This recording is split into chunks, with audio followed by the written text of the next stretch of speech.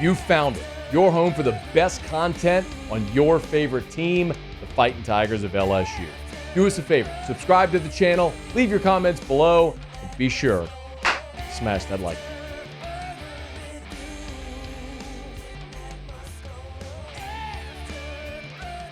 The transfer portal window opens on Monday, a week from today.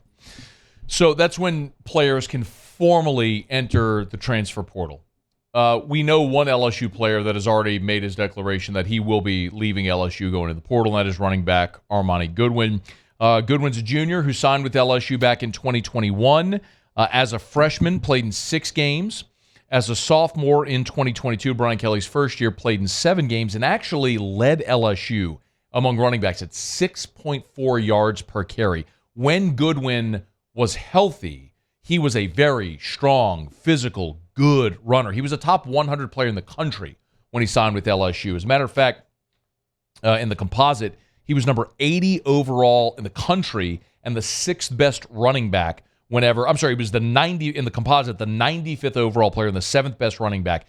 Auburn, Arkansas, Florida State were all after him when he signed with LSU. So Armoni Goodwin was a guy that was highly touted, highly regarded, heavily recruited, picked LSU, came at a time where you were thinking, obviously in 2021, John Emery was suspended for that season. You were thinking, okay, this could be the guy that sort of takes the baton and emerges, and injury didn't really allow it. Then in 2022, of course, we saw Josh Williams take advantage of that opportunity, and then this year you had this glut of running backs where you bring in Logan Diggs from the transfer portal, and everybody comes back. John Emery comes back. Armoni Goodwin was coming off of injury, which we'll touch on in a second. Josh Williams was obviously back. Noah Cain returned. You signed your 2 freshmen.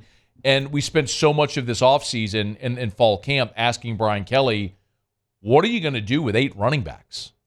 You know what I mean? Like, it's such an anomaly to see 8 scholarship running backs. And Brian Kelly just consistently said that eventually experience usually wins out in these types of things, and it'll work itself, and it did. And Logan Diggs emerged as the best running back on the team and played the lion's share of the snaps. You had guys like Josh Williams, Noah Cain, John Emery as veteran players, and then we got to see a little bit of the young guys, mostly in mop-up duty, but Caleb Jackson had some moments, returned kicks as well this year, but Goodwin never saw the field. And if you remember, back in 2022, it was that leg injury, that hamstring, that cost him roughly half of that season.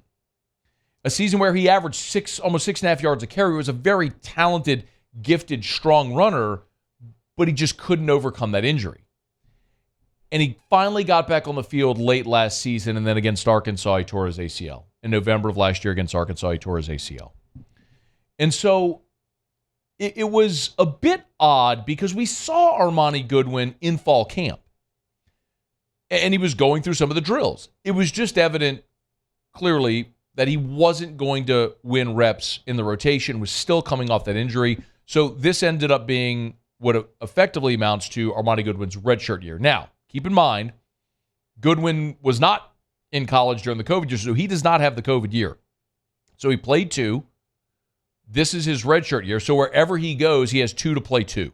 Effectively is how it will work wherever he lands after this, because this, in effect, was his redshirt year. Now, could he get a medical redshirt?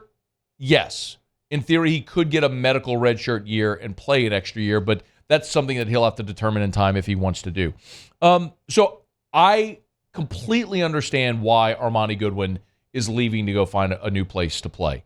If you just look at the running back room for next year, this is kind of how it shakes out. Remember, Noah Cain and John Emery are out of eligibility. I don't want this to be confused with Emery because, remember, he missed the 2021 season due to the academic ineligibility, but that counts as a year. That you can't use that season as your redshirt year. That counts as a year of eligibility reduced from him. So he played in 2019. He played in 20, which was the COVID year. 21 counts, so that would have been his second. Then 22 would have been his third year. Obviously, then the COVID year he used this year. So John Emery ended up playing what amounts to 5 seasons. So his eligibility is done. So Cain and Emery are done. They have no more eligibility, so they're leaving. Josh Williams could return for a sixth season. He redshirted in 19. The COVID year obviously didn't count. So 21, 22, 23 are his 3 seasons that he could play another year in 24 if he wanted to play and use the COVID year from 2020. So Josh Williams could return for a sixth season. And then we're all going to wait on Logan Diggs' draft decision.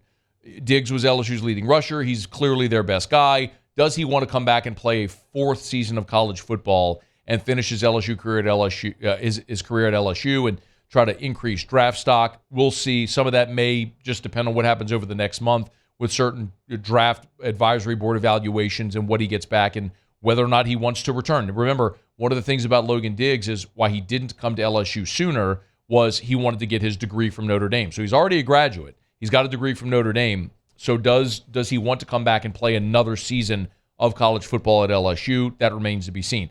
If you're an LSU fan, if you're Brian Kelly, you would love to have Logan Diggs back. Yes, I'm very excited about watching Caleb Jackson and Trey Holly and what they may become. You've got Caden Durham committed in this class, and he's going to be an exciting young player. But ultimately, the running back room is going to look, from classification and numbers, more normal next year. You're not going to have 8 scholarship running backs.